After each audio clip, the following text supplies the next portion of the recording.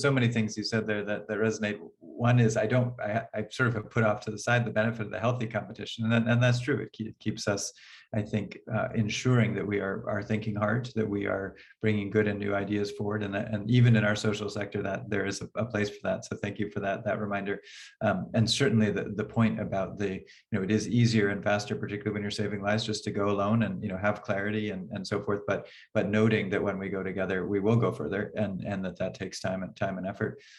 You raised a few of the key partnerships from Benefit Chicago to Partnership for Safer and Peaceful Communities, and particularly most recently the We Rise Together effort that you and Gloria Castillo and others have led so beautifully here. And I wonder, looking at those examples or others, do you see models here that would help us in what I think is a collective effort to disrupt the status quo of philanthropy that has needed this shakeup, and I think is getting a bit of a shakeup in a positive way?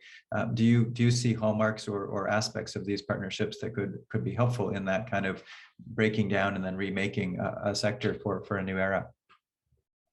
Maybe I'll just, because I could do it with any of those examples, but maybe I'll talk a bit about the We Rise Together, because I do think that, by definition, was meant to be a sector breaker. And so, as we went from the relief efforts that we were involved in, raising money in the immediate first days of the pandemic, to get relief out to poor families, and families and neighborhoods impacted by, the acute needs of COVID.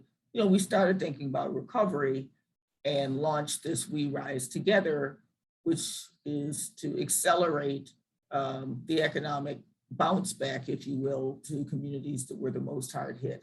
But we wanted to do it in a different way. We wanted to make sure that there was philanthropy and other funders at the table, that we brought business in with the recognition of how important business changing the way it does business can have an impact on communities of color.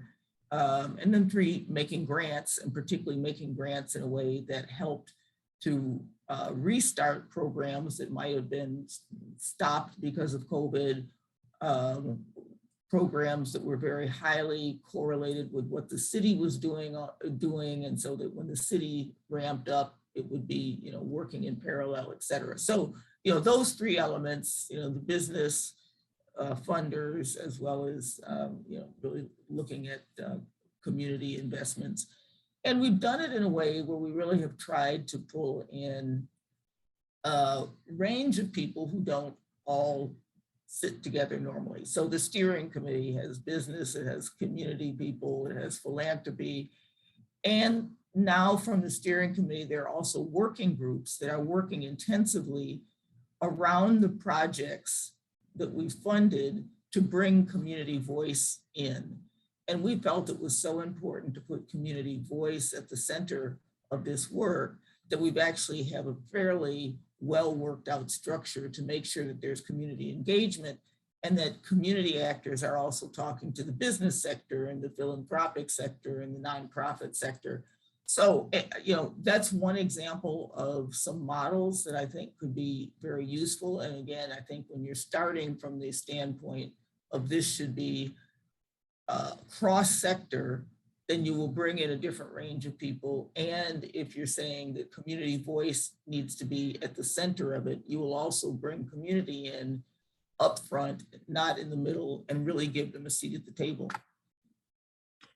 I think that's a really, really good point, that there may be gains that we will get as a city and as a community from We Rise Together that have nothing to do with the grant making, that the way in which the table has been set, the kinds of conversations that are centering the community members alongside the philanthropists and corporations, that is both a model, but then also, I think, throwing off these side benefits of personal relationships and ways of working and deeper understanding. So I credit you and Gloria and others for doing that. And I do think that it's going to be something we look back on and say, okay, by resetting the table in this way, by prompting these conversations, that we're going to go further together in partnership with communities.